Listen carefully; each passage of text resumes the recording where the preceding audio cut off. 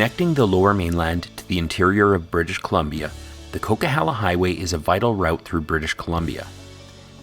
Built in only 20 months, this highway cuts through some of the province's most rugged terrain, making travel faster and more efficient. But with its steep grades and unpredictable weather, it also presents unique challenges for drivers.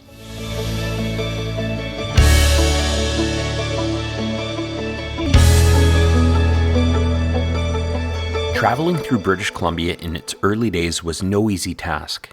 Crossing the vast province required journey by foot, horseback, or canoe. The first trail builders were Indigenous people, who had used these routes for millennia. Later, explorers and fur traders from the Hudson Bay Company and the Northwest Fur Trading Company followed in their footsteps. By the mid-19th century, gold discoveries were emerging throughout the colony, triggering a rush for riches and making road construction a priority. In response, the governor, James Douglas, of the newly established colony of British Columbia, initiated the construction of wagon roads to improve access and encourage settlement. The Caribou Wagon Road, connecting Yale to Alexandria, became the primary route to the goldfields. Miners from America flooded into the region, traveling up the road in hopes of striking it rich. On their return trips, many sought to evade gold export taxes, choosing to smuggle their newfound wealth across the border rather than paying fees to the colony. Concerned with protecting British interests, the new governor, Frederick Seymour, decided that a trail should be built into the southern interior. In 1860, the Royal Engineers surveyed a route from Fort Hope to Vermilion Forks, now called Princeton. The project was overseen by Royal Engineer Edgar Dewdney, and the trail was named in his honor, the Dewdney Trail. When gold was discovered in the East Kootenays in 1863, the governor believed that the trail should be extended to Wild Horse Creek in order to keep the gold from being transported south via a shorter route into the U.S. rather than into British coffers. Fast forward to today, these trails surveyed by the Royal Engineers are the same paths followed by the Trans-Canada Highway and the Hope-Princeton Highway. With the Canadian Pacific Railway completing its line through British Columbia in 1865, it followed the path of the Caribou Wagon Road, destroying much of its path through the Fraser Canyon. In the early part of the 20th century, vehicle ownership was growing in British Columbia. There were 28,000 motor vehicles registered in BC in 1920. By 1925, this had grown to over 56,000, reaching 100,000 in 1930. With the increasing number of vehicles on the road, owners sought the ability to drive across the country instead of relying on trains. However, crossing the province was impossible by road. The destruction of the Caribou Road by the CPR and the Dewdney Trail not able to handle vehicles, it left no viable route connecting the Lower Mainland to the interior. It wasn't until 1925 that plans to build the Caribou Highway were made, allowing vehicular traffic to finally cross the province. Completed in 1927, it was a narrow, unpaved road, often blocked by washouts, slides, or snowstorms. In the mid-1930s, it was paved, but not widened. It wasn't until post-World War II the province began upgrading its highway systems again. Work began on a second highway to the interior, and in 1949, the Hope-Princeton Highway was completed. This route followed the old Dewdney Trail, which has a small section remaining near the entrance to Manning Park Westgate you can still visit today. The Government of Canada aimed to establish a transcontinental highway network to connect the country. To achieve this, it introduced the Trans-Canada Highway Act in 1949, which provided up to 90% of the funding to each province to integrate its highway system with the rest of the country. The goal was to have a fully paved road linking all 10 provinces by 1967, in time for Canada's centennial celebrations. British Columbia began construction of the Trans-Canada Highway in Victoria, extending over the Malahat to Nanaimo, then crossing by ferry to North Vancouver. From there, the route continued to Hope, following the old Caribou Highway to Kamloops, through Rogers Pass and Kicking Horse Pass, ultimately connecting British Columbia to Alberta. Although officially completed in 1962, construction on secondary routes, such as the Yellowhead Highway, continued until 1971. After its completion, the Trans-Canada Highway was the longest uninterrupted highway in the world, with a total cost of approximately $1 billion. Ladies and gentlemen, I declare officially open the Trans-Canada Highway. The primary route of the Trans-Canada Highway was given the designation of Highway 1 through British Columbia and the prairies. As new infrastructure was built, such as the Portland Bridge and the connecting freeway in 1964, they were given the Trans-Canada Highway 1 designation. Until recently, outside the Lower Mainland, the Trans-Canada Highway remained a two-lane highway with occasional passing lanes. With the population of the province growing and more vehicles on the road, BC had to increase the capacity on its existing highways. In the 1960s, the Merit Board of Trade began lobbying BC government for a new highway to Hope, utilizing the abandoned Kettle Valley Railway grade. Surveying for this project began in 1973, and in 1979, the first construction contract was awarded for a 4.5-kilometer stretch between Nicholum Creek and Pierce Creek near Hope. However, progress was slow. In 1984, Premier Bill Bennett announced a fast-track project to build a highway to the interior in just 20 months to coincide with the start of Expo 86. Several options were explored to accomplish this. Option 1 was to reconstruct the existing Trans-Canada Highway from Hope up the Fraser Canyon to Kamloops. However, traffic would be disrupted, design speed would be low, and costs would be enormous. The second option would be a northern route from West Vancouver through difficult terrain to intercept with the Fraser Canyon. Costs would be high, and traffic to the south would not be served. Another option was to upgrade the Hope-Princeton and Crow's Nest Highway to connect to the Trans-Canada Highway through the Okanagan. Or the fourth option, to construct a new highway between Hope and Kamloops up the Coquihalla Canyon. This route is 80 kilometers shorter than the Fraser Canyon route, an hour quicker, and a connection to the Okanagan could be added. This was the option that was chosen.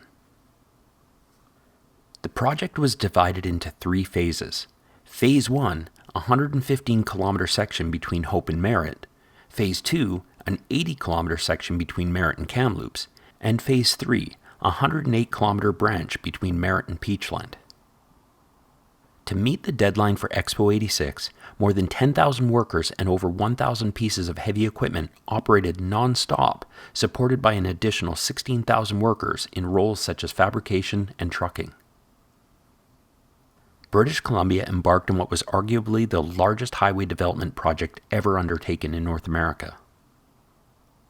With the construction of 38 bridges, 18 interchanges, and 19 underpasses through some of the most treacherous terrain in BC's mountain ranges, the project advanced at an unprecedented pace. Crews worked around the clock to complete the highway in just 20 months, achieving the provincial goal and officially opening on May 16, 1986. The Coquihalla follows the path of the old Kettle Valley Railway outside of Hope until they part ways at Ladner Creek. Here you can catch a glimpse of the old KVR Ladner Creek Bridge before the highway starts its steep climb to the summit. This was home to the toll booth, which was in place until September 2008. The highway holds the distinction of having Canada's highest speed limit. In 2003, the limit was increased from 110 to 120 kilometers an hour, with certain sections introducing a variable speed corridor to reduce speeds during adverse weather conditions. The highway faces some of the most unpredictable weather conditions throughout the year, with snow at the summit, but spring-like conditions at either end. It runs directly through the path of 67 avalanche zones, requiring the construction of a snow shed in the most vulnerable location and the implementation of avalanche control measures. Strategically positioned artillery platforms, still located along the highway, were once used to deploy 105mm artillery rounds, triggering controlled avalanches to mitigate risk and ensure safe passage.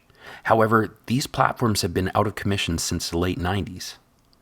Today, the ministry temporarily closes the highway for several hours, using explosives dropped from helicopters to clear dangerous snow accumulations. With all that snow, winter tires are mandatory on the Coquihalla Highway between October 1st and April 30th, and transport trucks must carry chains. Phase 2, the 80-kilometer section between Merritt and Kamloops, opened a year after Phase 1 was completed in 1987. Upon its completion, drivers were now offered an alternative to the Trans-Canada Highway, saving them an hour travel time and 80 kilometers travel distance.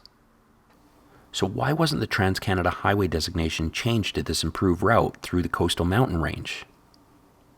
The Coquihalla was built as an alternative rather than a replacement. It operated as a toll highway, which conflicted with the idea of the Trans-Canada Highway as a free national route. The Coquihalla was not a federal project. It was funded completely by the provincial government and was built primarily to serve regional transportation needs.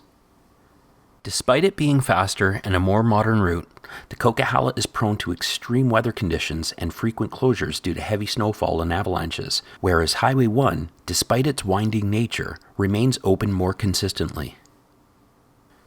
The designation assigned to Coquihalla is Highway 5, also known as the Yellowhead Highway, which continues past Kamloops, intersecting with the northern Trans-Canada Highway 16. Completed in 1990, Phase 3 between Merritt and Peachland was not initially a freeway. The section between Aspen Grove and Merritt remained a two-lane highway until it was finally widened and upgraded to near-freeway standards in 2000. Original highway plans in the late 80s proposed a 23-kilometer stretch of the connector extending south and west from Aspen Grove, linking with the Coquihalla at Kingsvale, approximately 25 kilometers south of Merritt.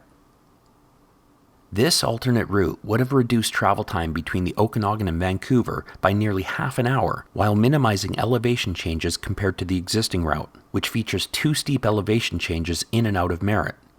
The gentler terrain would have significantly benefited truck traffic, reducing the strain of climbing and descending steep grades. So, why was this shortcut abandoned?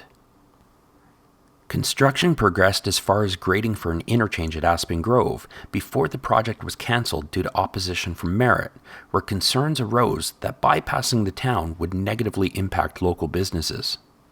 So, until the bypass route is completed, if it ever is, at least we can still stop in at the Kukuli Cafe and enjoy some delicious bannock. In November 2021, an unprecedented rainstorm brought record-breaking rainfall to British Columbia, causing catastrophic damage to the Coquihalla Highway. The extreme weather triggered widespread flooding, landslides, and washouts, severing this vital route between the Lower Mainland and the interior. At least 20 separate sites along the highway sustained damage, with 5 bridges completely destroyed and 2 others sustaining heavy damage. Entire sections of the roadway were washed away, leaving massive gaps where pavement and embankments once stood. The rushing floodwaters, fueled by swollen rivers and unstable slopes, carved out deep chasms in multiple locations, making travel impossible. The devastation led to the complete closure of the Coquihalla and the Trans-Canada Highway through the Fraser Canyon, forcing commercial traffic onto Highway 3, which sustained damage as well, but not to the extent of the other routes. Crews worked around the clock in extreme conditions, managing to reopen the highway to essential traffic in just 35 days. By January 2022, limited public access resumed, with repairs and fortifications continuing for months. Today, the Coquihalla Highway remains a vital transportation route, but its reputation as one of Canada's most treacherous roads persists. The highway's extreme weather conditions and hazardous driving environment have gained international attention through the hit television series Highway Through Hell. Filmed primarily along the Coquihalla, the show follows heavy rescue operators as they battle brutal storms, icy roads, and massive wrecks to keep the highway open. Their work showcases the real challenges of the road and the dedication of those who keep it safe for travelers.